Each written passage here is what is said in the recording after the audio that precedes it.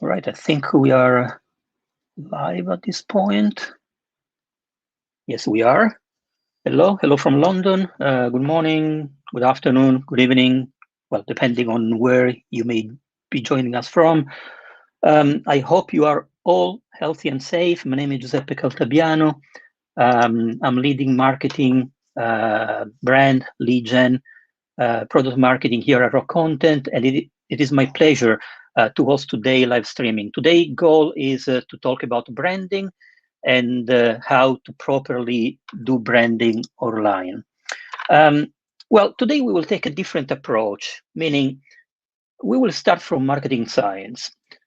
So what I will do is I will go through some of the most influential marketing branding models, the one that have had a critical impact in the past few years.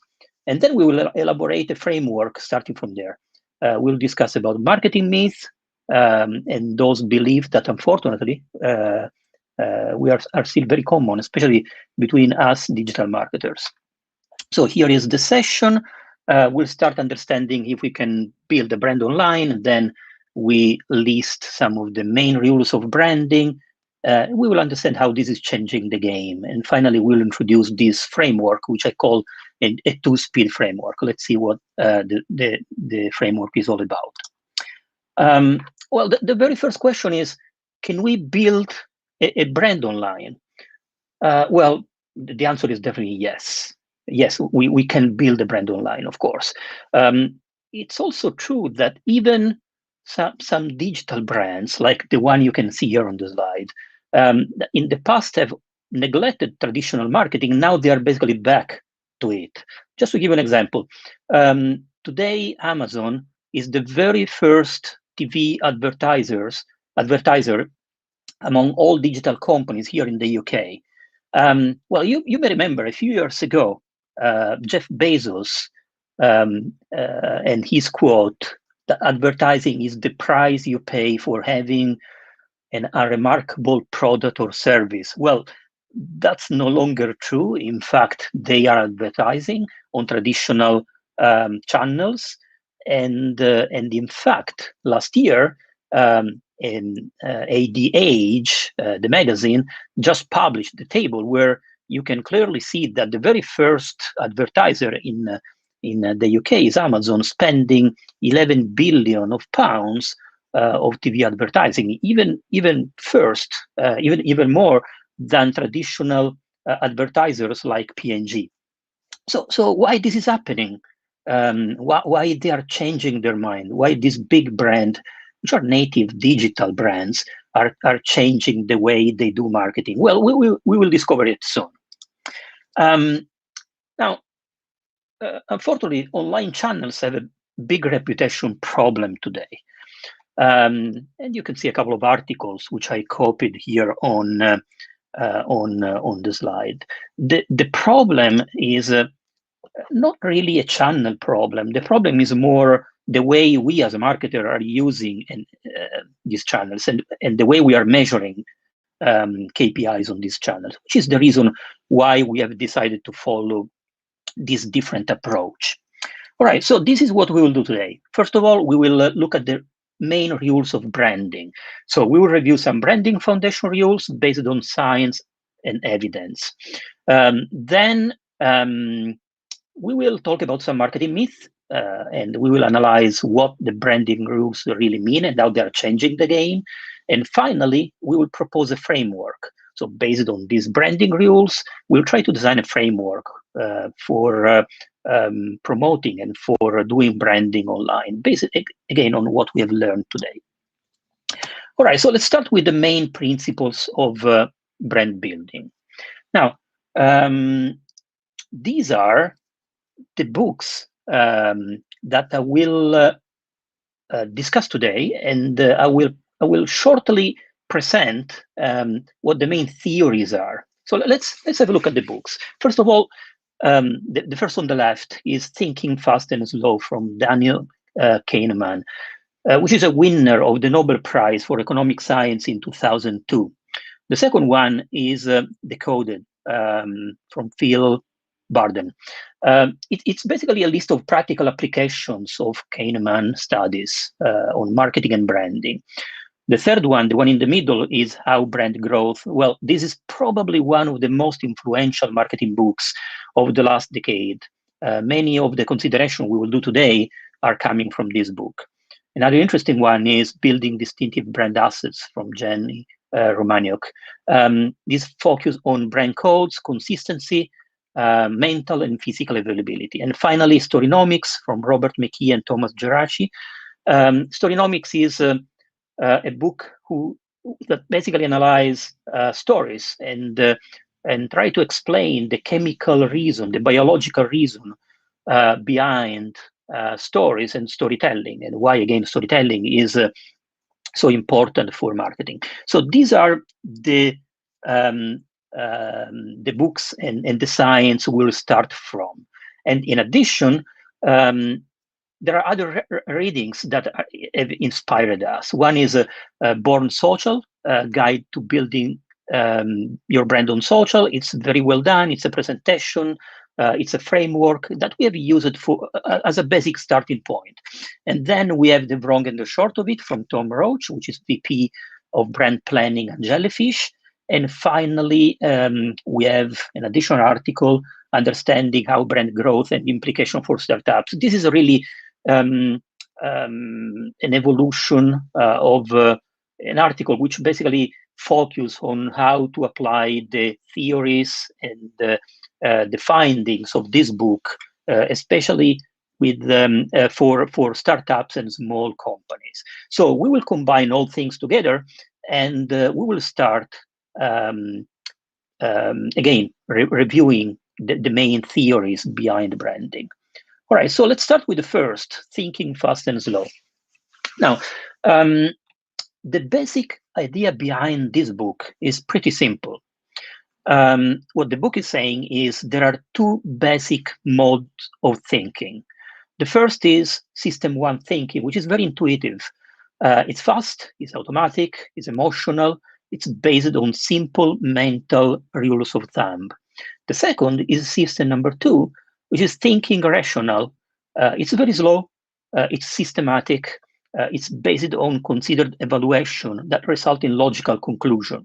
Now, usually the problem is that much marketing is the one we basically try to focus on system two, and both our messaging, the way we approach our marketing tactics are very rational thinking. So we try to approach again with rational persuasion attempts most of the consumers. But the reality is the majority of the time they use system one, intuitive thinking, to judge, to take a decision, and to act. So the opportunity for marketing at this point is to focus more on system one, on the emotional part and the intuitive part, instead of persuade people and potential buyers through system two. So this is the lessons coming from the first book. The second is The Long and the Short of It from Les Binet and Peter Field, published in 2013.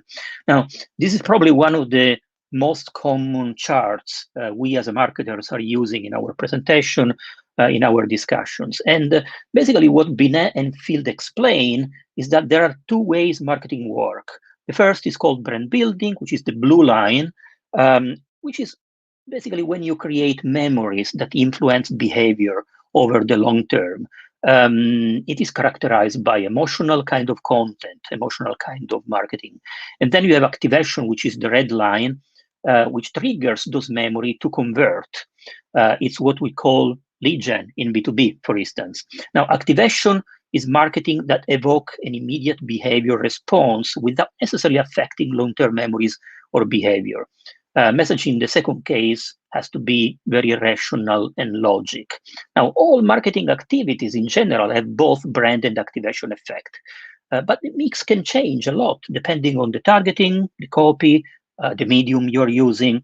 Now, the evidence is suggesting that there is a trade-off between brand and activation effect. Activity that is very good at one usually tend to be very poor at the other. Another important point is it is not either one or the other activity. Is it not either short term or long term? It's a combination of both that is basically letting brands growth. So it's based on it's a combination, again, as I said, of the power of the short and long term that are driving growth within the brands. In many cases, growth is initially driven by some kind of always-on activity in performance marketing, which is activation. Many brands have enjoyed several years of growth by gradually increasing this always-on activation online activity. But then there is a certain point where they see some activities slowing down. They see that their activities are reaching a plateau, and basically they need to drive further growth using brand building. So brand building at that point deliver its own short and longer terms sales impact, as well as improving sales generated by performance channels. So again, remember, there are these two, it's a duality. There are two speed kind of marketing that we need to balance and to mix together in harmony. And these are examples. On the left, you can see a fun, emotional, entertaining B2B advert from HPE. On the right, you see still from HPE, a very rational and logic, no emotion at all in this case, promotional advert coming from the same company. So this is what we mean for emotional long-term, and on the other side, rational short-term. Right, the third book we are analyzing is How Brand Growth. As I already mentioned, How Brand Growth is one of those business bestsellers that have as fast become an absolute must-read for marketers. It has probably done more to influence the world of brand marketing than anything else created or published in the last decade. This book is a manifesto for evidence-based marketing.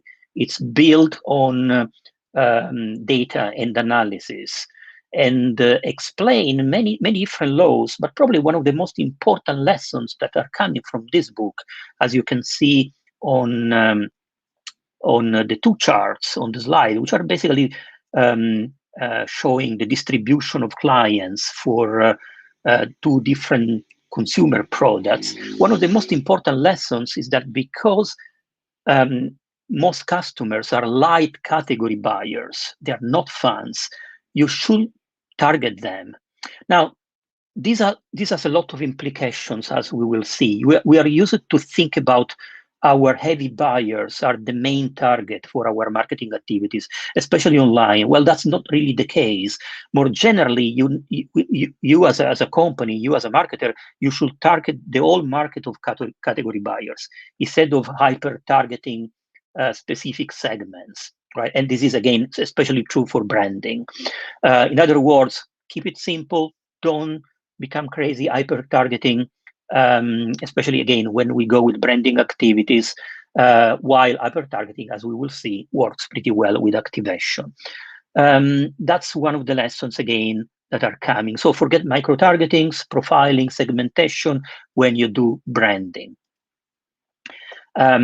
And as a consequence, growth comes from reaching all buyers. And you can see here a difference of different approaches.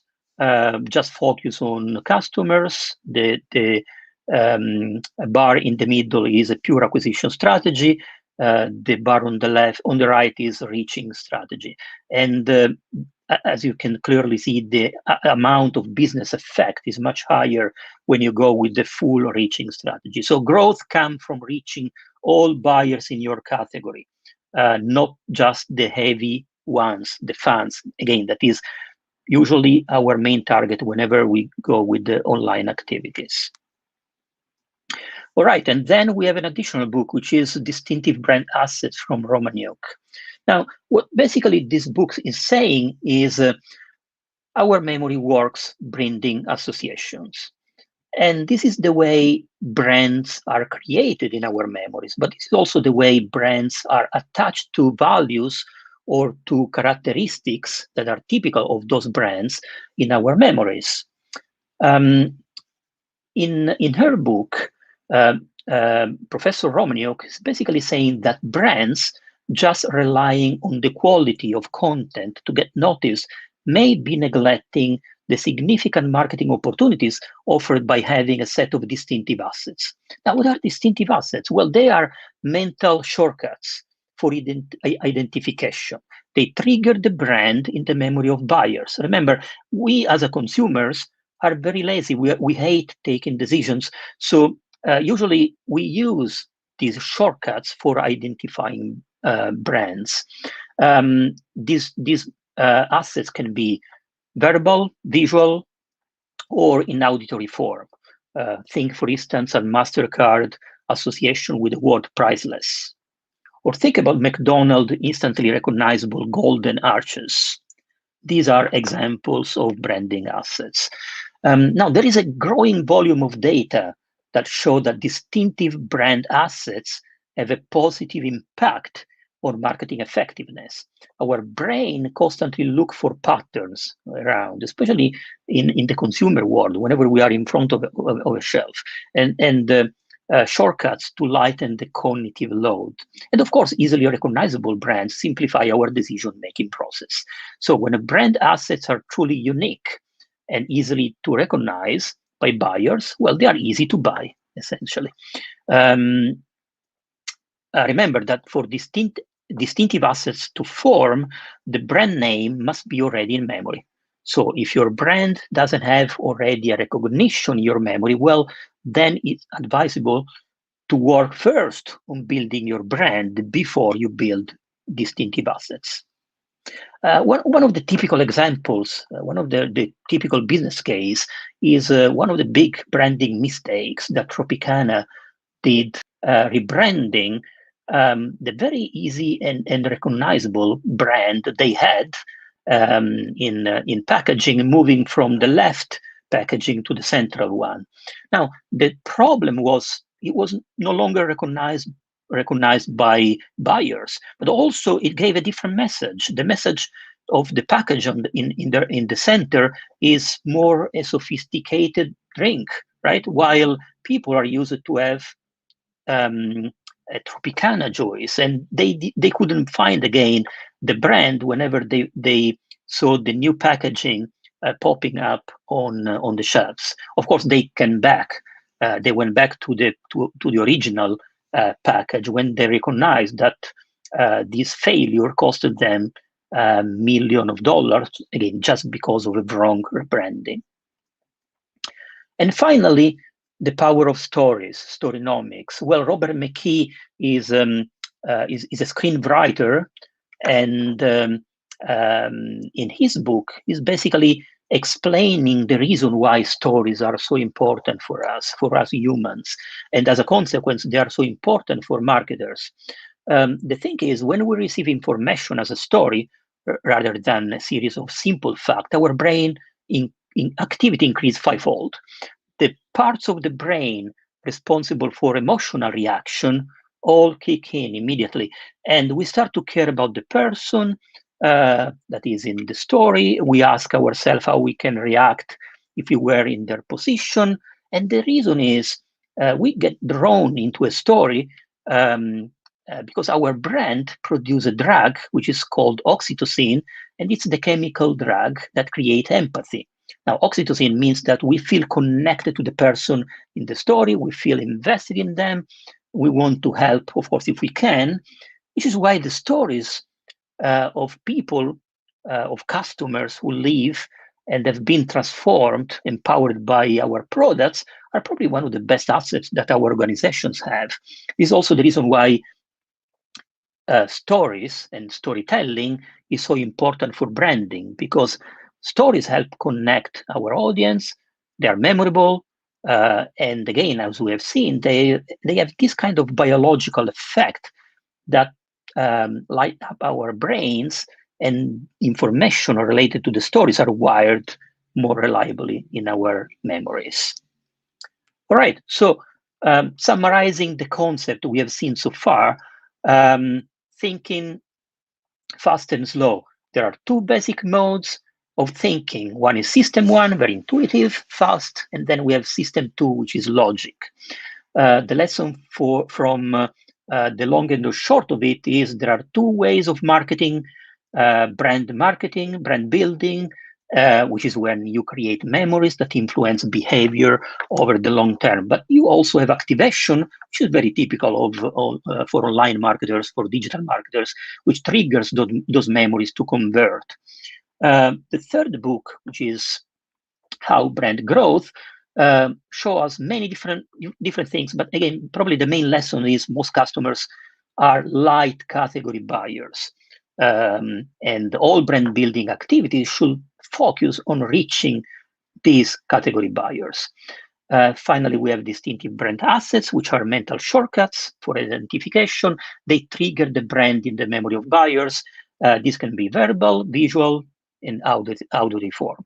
And finally, we have the stories. They are very powerful, they are memorable, and on a biological level, they make our brains light up, meaning the information is wired strongly in our memories. All right, at this point, we have seen some of the main rules of branding based on marketing science. What we do now is understanding how this is really changing the game. And the reason why we do this is, at the end, proposing a framework to change the way we approach online marketing. So first of all, marketers need to balance long and short, brand and activation. Remember, we cannot just go with the activation, online marketing or performance marketing, because we will miss the critical piece, which is brand building. We need to balance the two velocities. Activation marketing is about growing physical availability. It's best served by tight targeting. So this is what we usually do in digital marketing and relevant messaging. But then in contrast, you have brand building, which is about increasing a consumer mental availability for your brand. And it's driven by very broad reach, no targeting at all, stories, emotion, association, or eventually education and informational content in B2B. The other important point is marketers need to find equilibrium between the two speeds. You cannot go with too much brand building. You cannot go with too much activation. Too much activation may cause too little demand and strong conversion, but limited growth. On the other side, if you go with too much brand building, you risk to build a very strong level of demand, but then you have a very weak level of conversion. You have to go with a very balanced approach where, again, the two speeds work in harmony, which is the figure in the middle. The other important lesson is when you do branding, don't hyper-target. In B2C, target everyone. In B2C, of course, you have to target the category. So it makes more sense to target everyone, every single potential buyer in the market, rather than limiting your communication to a very small segmented audience. Again, remember, in activation, we still need to hyper-target, but the reality is that's not the case in brand building. Segmentation, of course, is still necessary to define the boundaries, especially for B2B of our category, and find those customers who do and fall within that addressable market. But sub-segmenting, hyper-targeting, or eventually finding personas is not really interesting for branding. So we don't really need to go so far. Another important lesson is we need to get new customers, not necessarily focus on retention or loyalty.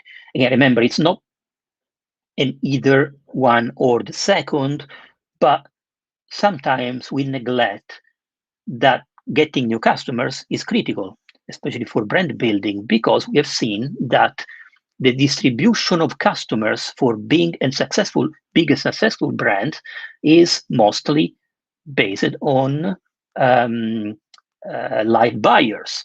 So for this reason, let's not focus, especially when we do brand building, on retention or loyalty. Let's focus on getting new customers. The reality is you don't need to complicate your life with very costly customer retention or loyalty program, especially again, if you're focusing on branding, because it's demonstrated that the impact on growth is very limited compared to growing your brand through reaching masses and getting new customers. So customer loyalty, unfortunately, is largely a myth, one of the marketing myths. Remember, we are not necessarily loyal to a company, to a brand.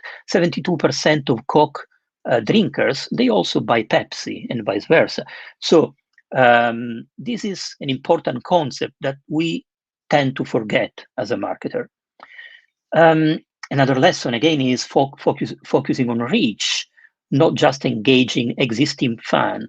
Remember, the fans are the people who love your brand, but these are a minority, again, based on marketing science coming from the books we have just discussed. So there is little evidence to suggest that consumers want relationship with brands. There is little evidence that suggests that consumers are looking for brands that create meaning or purpose in customer lives. The reality is the potential buyer is much larger than our fan base. So that's where we need to target our efforts. So we need to focus on reach. And finally, we need to be present everywhere. We have to make our brand easy to buy. Think about the campaigns from companies like Salesforce. They stress again and again all the branding assets, which can be also fun characters, like again the one in Salesforce adverts. So when you look at the data, what really works in branding is surprisingly simple. It's making the brand easy to buy, maximizing physical availability and creating an attractive and memorable set of distinctive brand assets. That's really the lessons from the books we have discussed before. And finally, don't forget storytelling. Now, one of the things that usually content marketers take it wrong is we consider storytelling as the opposite force as advertising. Well, the reality is absolutely different. The reality is we can use storytelling in adverts, we can use storytelling in content. So it's not really, again, a duality between the two things. But storytelling just works because it, as we have seen, it helps the brand getting remembered and stick in our memories. All right, summary.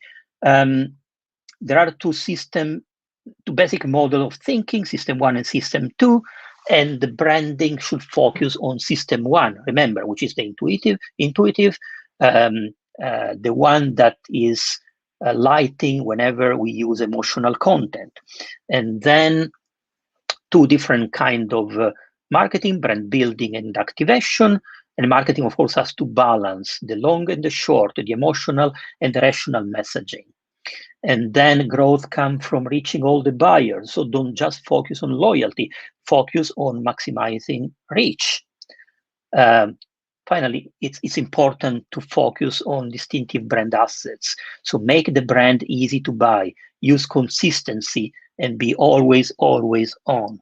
Finally, the power of stories. Stories are memorable. Information is wired in our memories. So stories in general help a brand to get remembered. All right, it's time at this point to have a look at the framework.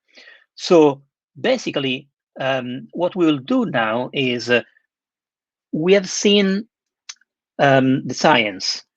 We have seen how the marketing science is changing or is supposed to change the way we approach marketing in general and online marketing here specifically. Now, what we will see is examples, practical examples, and some kind of framework.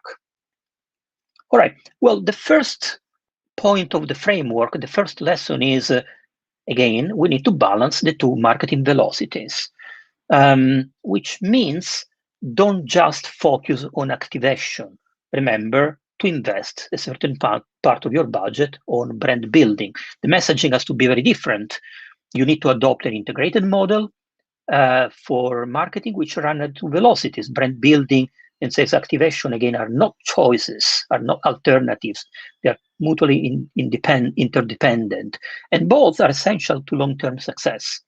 So that's the rule number one of our framework. The second is you need to rethink your content elements. Don't just go with rational activation elements. This will simply not work for branding for the reasons we have seen.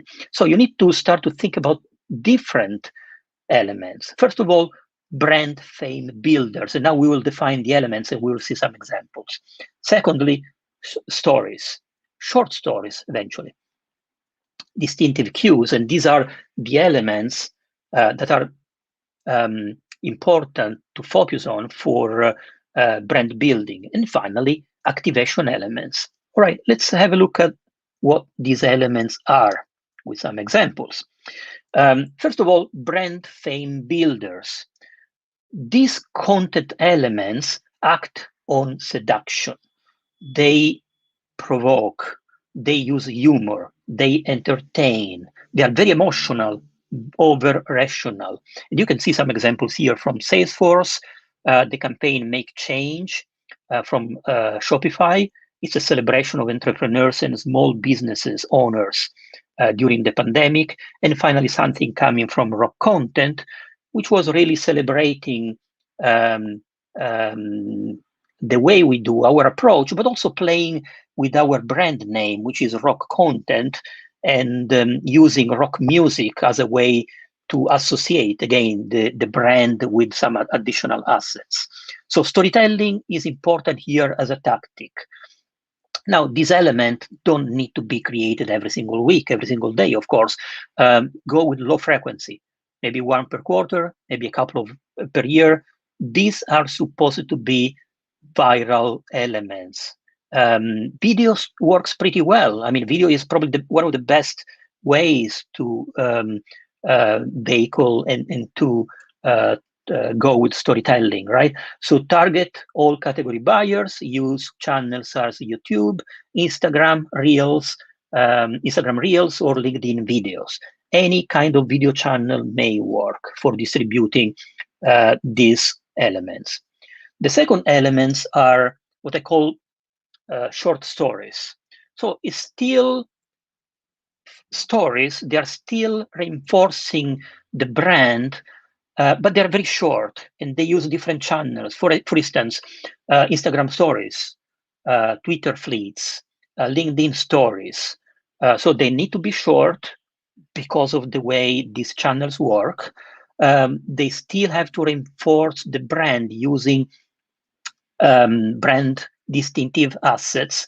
They can be mid-frequency, so you can generate one every couple of weeks and start to distribute new stories every couple of weeks. But the main goal, again, is to reach additional buyers and to reinforce the brand messaging that you have delivered with the first kind of content. Then we have distinctive cues. Now, these are definitely always on. They still reinforce brand assets. And again, you can see examples here from Shopify and Salesforce. And you can distribute them across all platforms. Again, remember, all platforms where your audience is. And finally, you have the activation elements. These are probably the one we are used to promote, right? This is the content we are used to deliver in order to generate interest. Again, the reality is it's not the only content you need, as we have seen. The activation elements are very different, of course, from the branding elements. They are very rational.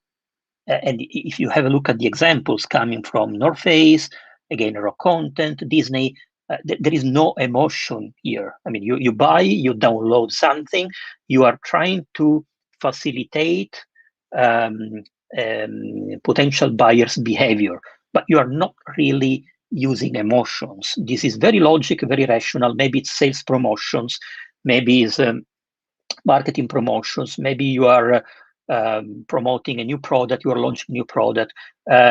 These have to be high frequency.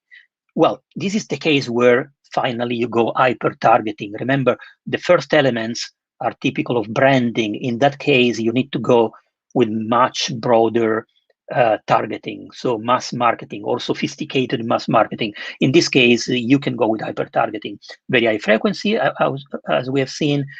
You can go across all the social platforms. You need to include call to actions, because that's what you need to do here, right? You need to generate a behavior. That's what you are expecting. While in the first elements, the first three elements, what you are doing is creating memory structures.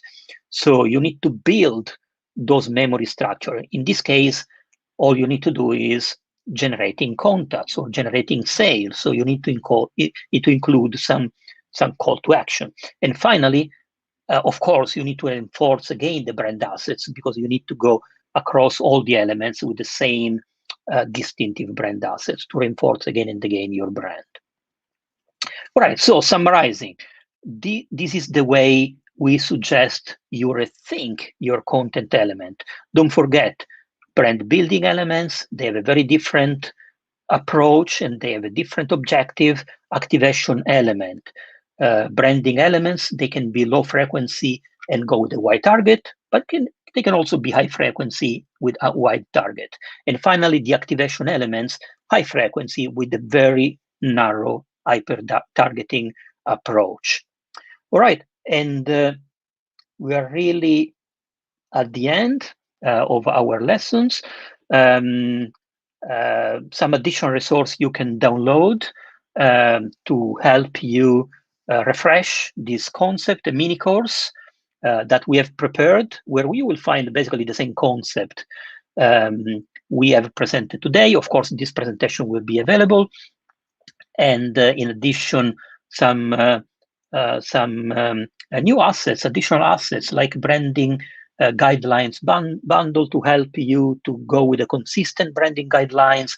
And finally, of course, some free branding consultation from our experts. So this is really the end of the presentation. This is the end of our live streaming. I want to thank everyone on the line. Thank you for being with us. And of course, thank you all participants. Have a great day and a great rest of the week. Thank you.